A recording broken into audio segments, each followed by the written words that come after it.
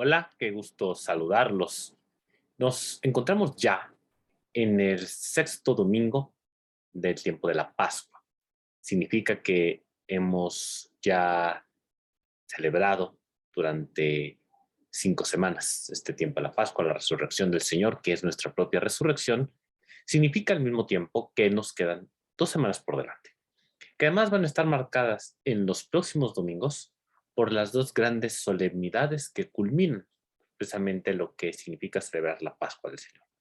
Es decir, estaremos, Dios mediante, el próximo domingo, séptimo domingo de este tiempo de Pascua, celebrando la solemnidad de la ascensión del Señor y 8 días después, culminando, cerrando el tiempo de la Pascua, la solemnidad de Pentecostés con el don del Espíritu Santo, que ya desde lo que escuchamos en la palabra de Dios el día de hoy empieza a ser eco.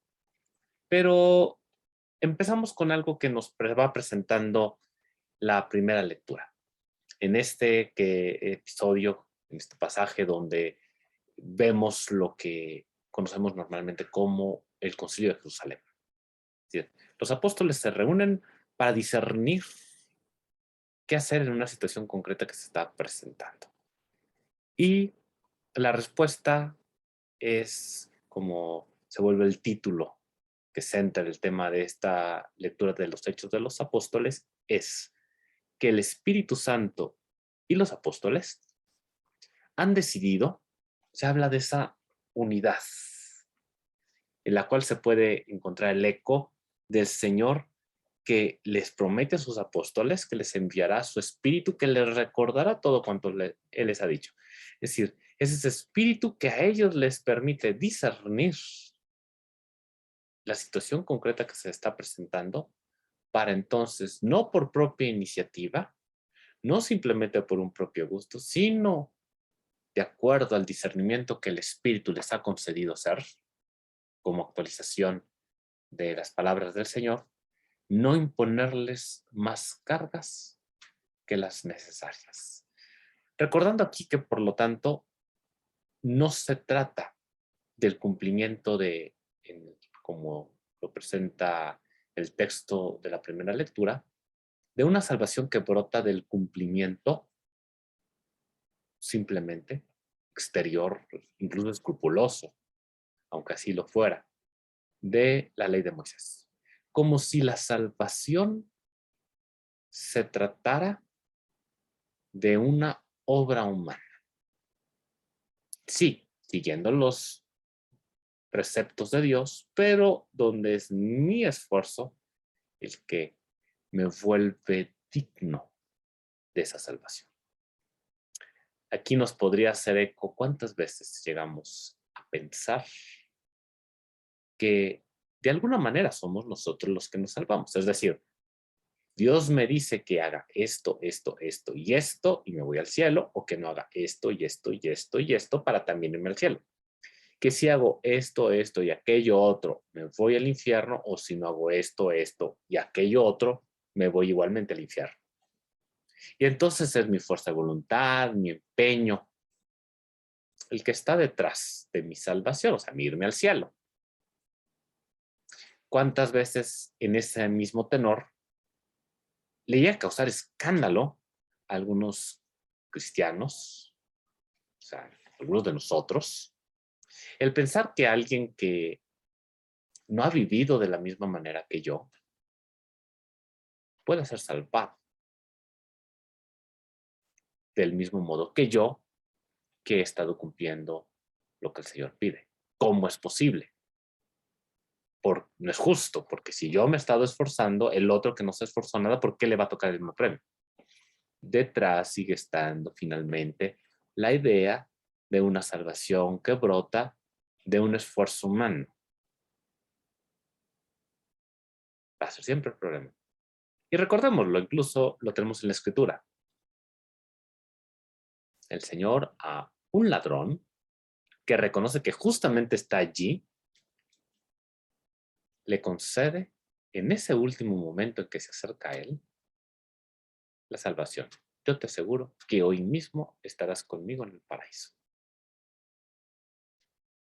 La gratuidad de la salvación de Dios es algo que nos quiere recordar la primera lectura, que entonces ya va preparando lo que escuchamos en el pasaje del Evangelio, que al mismo tiempo va preparando lo que vamos a estar celebrando en las próximas 2 solemnidades. Que el Señor nos envía su Espíritu, que nos traerá a la memoria todo lo que Él nos ha dicho. Ese Espíritu, que es un don de Dios, gratuito. Nadie lo merece. Algún pasaje de los Hechos de los Apóstoles va a ser Pedro que decir, ¿cómo les podemos negar el bautismo a quien Dios les ha querido dar libremente el Espíritu como nos lo ha dado a nosotros? Ese don del Espíritu Santo es un don gratuito de Dios, que implica siempre, sí, efectivamente, como dice el Señor, el que me ama cumplirá mi palabra. Mi Padre lo amará y vendremos a Él. Pero no es solamente mis fuerzas las que están de por medio. Cuento con algo que ya de inicio es gratuito. El Espíritu del Señor que me posibilita, si yo lo dejo, a poder actuar, cumplir la palabra del Señor, poner en práctica lo que Él nos ha dicho, transformar vitalmente, entonces, para hacer que mi vida corresponda a la suya, hacer que mis obras, como dice la oración colecta del día de hoy, manifiesten esto que estamos celebrando. Esto ya nos va poniendo precisamente en este grande contexto. Por ponerlo con un ejemplo, pensemos en los esteroides anabólicos. Advertencia: el padre en modo alguno está diciendo que alguien consuma esteroides anabólicos, por favor. Solamente un ejemplo. Si yo me tomo unos esteroides anabólicos y me voy a acostar, los esteroides no van a realizar ningún efecto. Si me tomo esos esteroides y luego me voy al gimnasio, mi esfuerzo se ve enormemente, exponencialmente aumentado en su efecto gracias a estos esteroides. Requiere mi esfuerzo, pero el fruto supera por mucho lo que mi solo esfuerzo podría haber alcanzado. De modo que requiere que yo lo ponga en práctica, pero no es fruto de mi esfuerzo solamente. Es lo mismo que pasa aquí. Es el Señor el que nos da su Espíritu, que multiplica exponencialmente el fruto de nuestro propio esfuerzo. Requiere nuestra voluntad de querer poner en práctica lo que el Señor nos ha dicho, de querer vivir como Él nos ha enseñado, que por lo tanto no se limita solamente al cumplimiento de ciertas normas externas. Haz esto y esto y esto, no hagas aquello, aquello y aquello otro. No, sino que implica, como los discípulos en la primera lectura, discernir a la luz del Señor que me recuerda y me ilumina en una situación concreta que enfrento, qué es lo que tengo que hacer, cuál es el bien que tengo que obrar, cuál es el mal que tengo que evitar. No en un relativismo, sino en un discernimiento de una vida concreta, una existencia concreta, donde el Señor es el que la ilumina. ¿Qué significa entonces vivir la vida nueva? Es decir, cuando estoy con papá o mamá o hermano o hermana o hijo o hija o esposo o esposa, donde a veces lo bueno será callar, pasar por alto. No me gustó, me molestó, pero lo mejor en este momento, el bien porque a lo mejor la otra persona no se encuentra en un modo de escuchar, está enojado, de genio, preocupado, angustiado.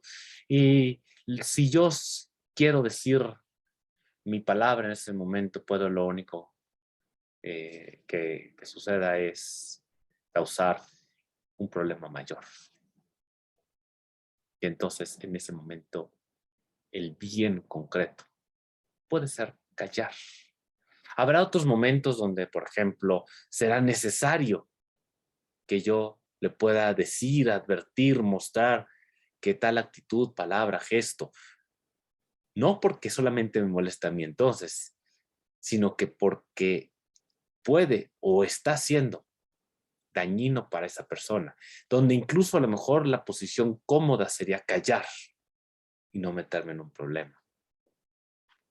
Pero el bien a procurar, a buscar, a actuar, será advertir. No dependerá de mí, pero al menos advertir, anunciar, señalarle a mi hermano, porque me preocupa el bien de él, de ella,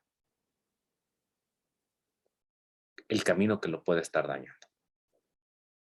Hay que discernir, como lo hacen los discípulos en la primera lectura. Ese Espíritu Santo es la luz del Señor que nos recuerda sus palabras, nos da su luz, y nos ayuda a discernir cuál es el camino de vida nueva que en cada situación, en cada momento, con cada persona, es el que debemos tomar. Requiere nuestra disponibilidad de querer seguir ese camino, de querer actuar conforme al Señor, porque puede estar siempre mi no disponibilidad y querer seguir mis propios criterios, mis propias maneras, mis propios principios, mis propios valores. La disponibilidad empieza en querer, aunque no es lo que me sea más cómodo, aunque no sea lo que más me guste, querer buscar ese bien, el bien que debiera ser, y discernirlo con la ayuda precisamente de ese Espíritu del Señor, que potencia y multiplica el efecto de lo que podría ser solamente mi esfuerzo, de modo que mis obras puedan siempre manifestar los misterios, la resurrección del Señor que muriendo dio muerte a nuestra muerte y resucitando nos ha dado vida nueva, los cuales hemos venido conmemorando a lo largo de ya todos estos días. Y aquí se vuelve también importante recordar, como lo haremos en la oración después de la comunión, que el Señor infunda en nuestros pechos, en nuestros corazones, la fortaleza de este alimento, que querría hacer eco de esas palabras de Pablo, de la Escritura. El amor de Dios ha sido infundido en nuestros corazones con el Espíritu Santo que nos ha dado. Y nos invita a recordar entonces que por eso los cristianos nos acercamos al menos cada domingo a comulgar. Porque este alimento de salvación infunde su fortaleza en nosotros. Y esta fortaleza es el Espíritu Santo. Cada vez que nos acercamos a comulgar, el Espíritu Santo es infundido en nuestros corazones. De modo que si estamos dispuestos a dejarlo actuar, su efecto se verá presente en una vida nueva. Esto es lo insustituible de acercarnos a la celebración de la Eucaristía. No puede ser sustituido por ninguna cosa nuestro participar, la única manera presencial en la Eucaristía. Por eso la necesidad de que participemos, estemos en la celebración. Quien se ve privado, es decir, está imposibilitado, dice el dicho ad impossibilia nemo tenetur. O sea, nadie está obligado a lo imposible. Si no me es posible asistir a la celebración, le pido al Señor me conceda su gracia. Pero la participación, venir a la celebración de la Eucaristía es insustituible, ni siquiera por una comunión espiritual. Esto será siempre importante recordarlo. la fortaleza que infunde en nosotros este alimento de salvación, que es el don del Espíritu Santo, que nos recuerda todo lo que el Señor nos ha dicho y entonces nos ilumina en el discernimiento y nos fortalece para ponerlo en práctica. Pidámosle, hermanos, al Señor, que escuchando esta palabra, que el Espíritu Santo hace resonar como dicha personalmente para cada uno. Y con este alimento de salvación nos vemos fortalecidos en nuestros corazones con el don del Espíritu Santo, para que nuestras obras manifiesten siempre la resurrección del Señor que hemos venido celebrando. Quienes, como lo hemos comentado, sean imposibilitados para poder participar en la celebración, escuchen esta palabra, ojalá puedan llegar a una transmisión, oren con nosotros, aún en la distancia, pídanle al Señor su gracia, de la cual ahorita no pueden participar por el sacramento. Pero todos los demás que nos veamos reunidos aquí, escucharemos esta palabra, oraremos juntos al Señor, pidiéndole que transforme en vida esto que hemos escuchado y este alimento de salvación que nos da su Espíritu para que nos fortalezca verdaderamente. Como siempre, deseamos que tengan todos un muy bonito domingo. Que el Señor les bendiga a todos.